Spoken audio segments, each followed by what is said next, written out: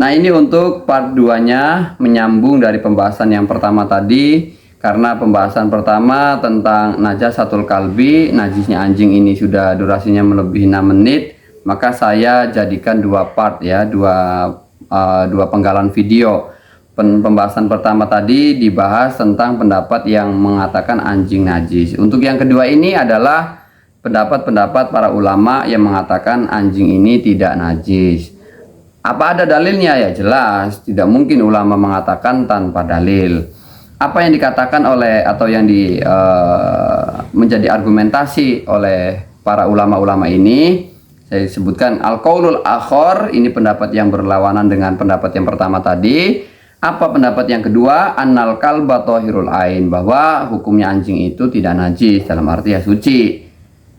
Bahwa qaulu Abi Hanifah wal Malikiyah, ini adalah pendapat yang dipegang oleh ulama-ulama yang bermadhab kepada Imam Abu Hanifah dan juga kepada Imam Malik bin Anas.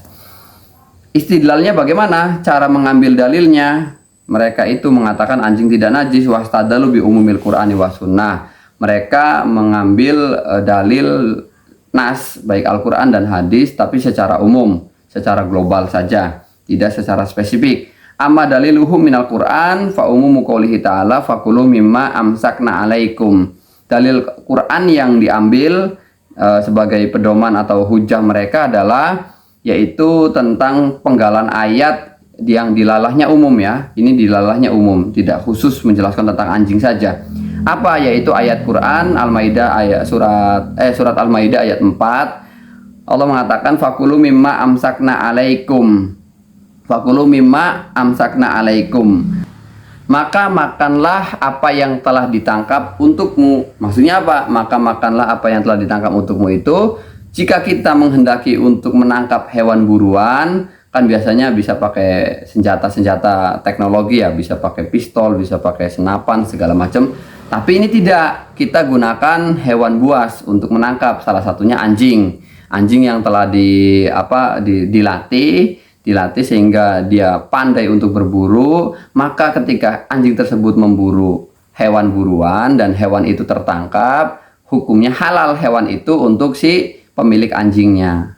Nah, jadi begitu kira-kira, pahamlah ya. Jadi hewan buruan mati oleh hewan yang dilatih untuk berburu, bukan dengan senapan atau yang lainnya.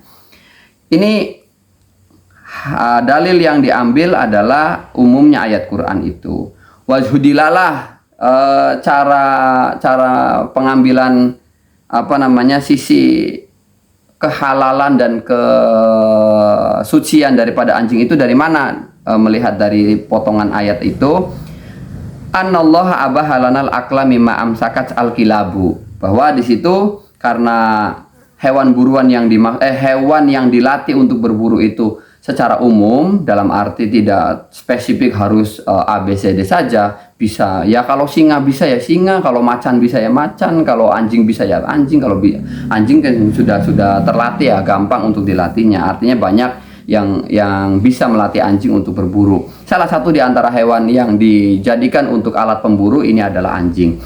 Maka wajhudilalahnya Allah menghalalkan untuk kita memakan hewan hasil buruan tersebut dari hasil tangkapan anjing, begitu ya. Walau kana al makan alladhi amsakat minhul kilab najisan la amaro bil ghusli makanahu. Dalilnya apa? Kenapa anjing itu tidak najis? Karena seandainya tempat leher ataupun apa yang telah digigit oleh anjing ini, kalau anjingnya najis, maka niscaya tempat yang digigit oleh anjing, lehernya si hewan buruan itu juga pastinya najis.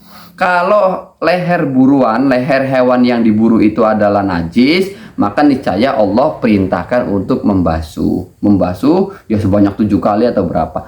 Nah, tetapi kenyataannya Allah tidak memerintahkan untuk membasuh bagian yang terkena gigitan anjing.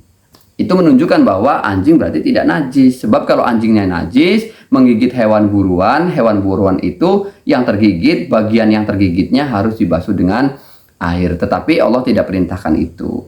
Makanya di situ dianggaplah anjing tidak najis, sehingga tidak ada keharusan untuk membasuh bagian yang digigit oleh anjing. Tapi wa tarodo alaihi bi annahu kaifa yastadilu ala taharatul kalbi bi an yabihi wa lu'abihi alladina nabi ala najasatihi. Tsumma minal ulama man qala bi wujubi ghusli ma asabal kalbu li najasatihi.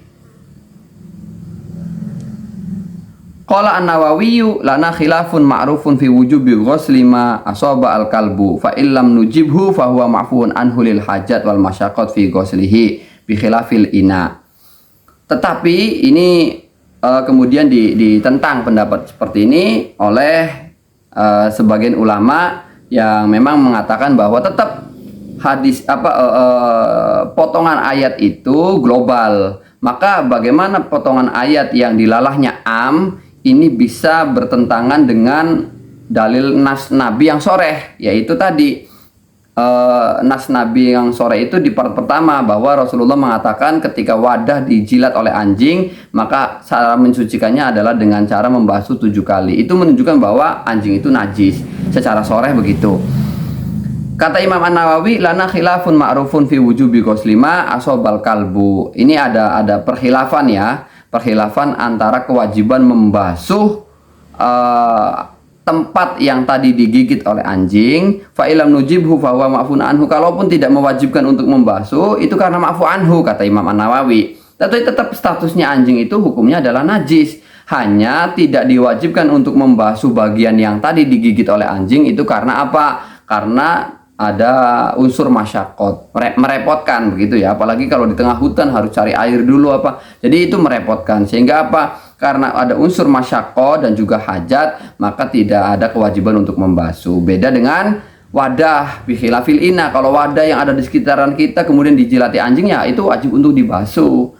Karena apa? Karena kita mungkin tidak ada unsur masyaqqatnya ya, tinggal ngambil air saja kemudian disiramkan. Itu yang menjadikan pembedaan antara ketika hewan buruan digigit oleh anjing atau wadah yang dijilat oleh anjing. Tetap anjingnya najis, tetapi adanya kewajiban membasuh itu hanya pada wadah, tidak pada hewan buruan karena memang ada unsur masyaqqat.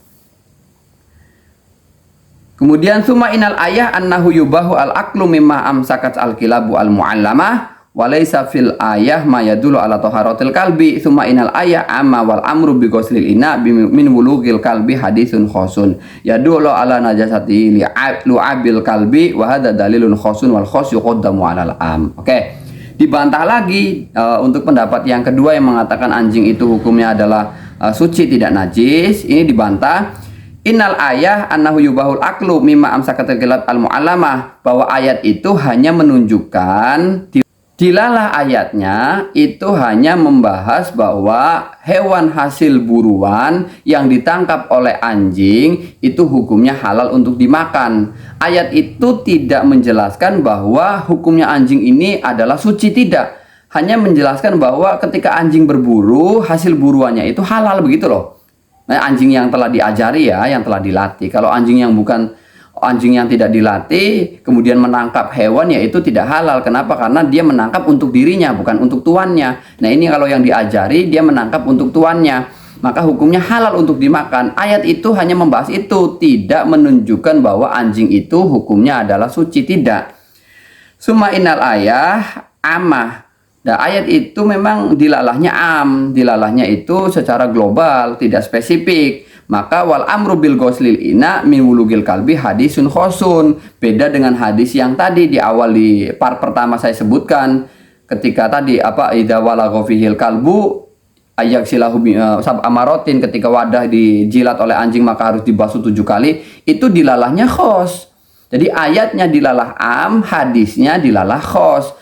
Saya tidak menyatakan bahwa ini adalah kontradiktif antara ayat Al-Quran dan hadis, tidak. Tapi seolah-olah dilalahnya seperti itu, seolah-olah. Maka kalau ada memang dilalah Al-Qurannya, dilalah ayatnya itu bersifat am dan dilalah hadisnya ini bersifat khos, maka bagaimana kaidahnya? Kalau Anda seperti itu, wal khos yuqaddamu alal am, bahwa yang khos, yang khusus ini tetap didahulukan daripada yang dilalahnya am. Karena apa? Kalau dilalah khusus jelas soreh ya, tapi kalau dilalah am ini masih banyak kemungkinan karena umum. Artinya ya umum itu tadi kalau kita telaah lebih dalam lagi, ya memang secara global ayat itu hanya menjelaskan hasil buruan anjing itu halal untuk dimakan, tidak menjelaskan bahwa hukumnya anjing itu najis atau suci. Begitu, itu dilalah am. Maka tetap kita mendahulukan yang dilalah khos. Dilalah khosnya yaitu